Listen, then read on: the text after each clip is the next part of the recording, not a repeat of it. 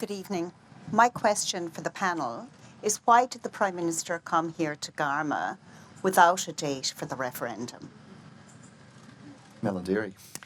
Great question. One of the things the Prime Minister has said in the lead up to Garma is that, and he actually said this after we went through the Constitutional Alteration Bill in June, which was the final bill that we needed to pass in order for there to be a referendum.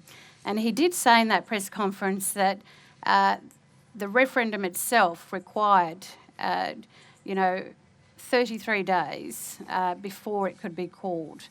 And I think when he said that, and that was the first time I certainly heard it as well, I realised then that he probably wouldn't call it here at Garma. I think it's important that we acknowledge that whilst Garma is an incredible gathering place for so many people here on Yolŋu country, there is still so many First Nations people, but all Australians across the country, that still need to be reached. And I suspect that, the Prime Minister has always said that he has to make the decision between October and December. And clearly, if you look at the maths of that, that probably gives you an indication of 33 days of working back from particular dates between October and December.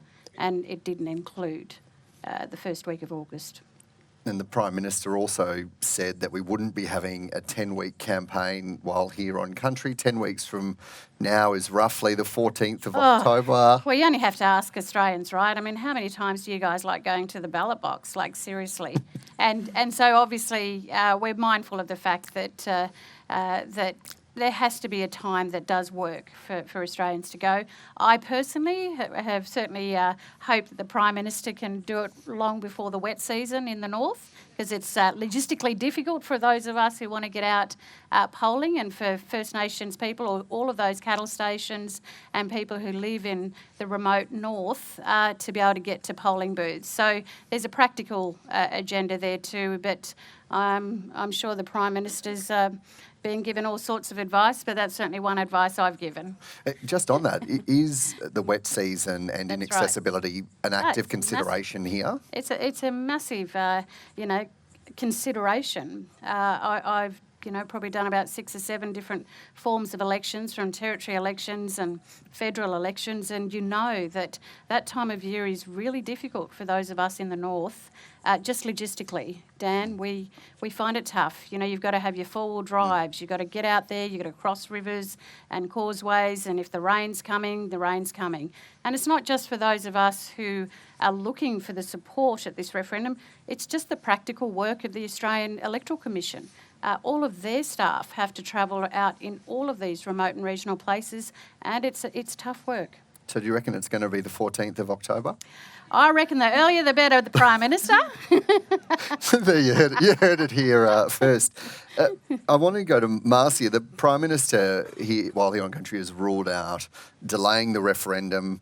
We've seen the polls trending in a way that many are not very happy with. If they continue in that towards the no side, the question has been suggested that it could be split into 2 parts, one about recognition and one about a voice. What do you think about that? Well, that is not what Aboriginal and Torres Strait Islander people want. The majority of our people want constitutional recognition, not just as a symbolic act, but also as a practical act, and they want that recognition recognised through the establishment or the entrenchment of the voice in our Constitution, so that it cannot be disestablished by governments on a whim in the future. Taylah, how important is the date? Should we know it this far out, or is this just part of the theatre of the politics of it? Maybe it is. Maybe it isn't. I don't know. We should put it to our people first. When do we want to hold it? I don't know the date myself. Let's ask Mob. I don't have the answer. What do you mean by that when you say let's put it to the people? Are you talking about the whole concept or just the date? Just the date. Just the date. I think the Prime Minister's got that power in the legislation. But we're going to keep with this.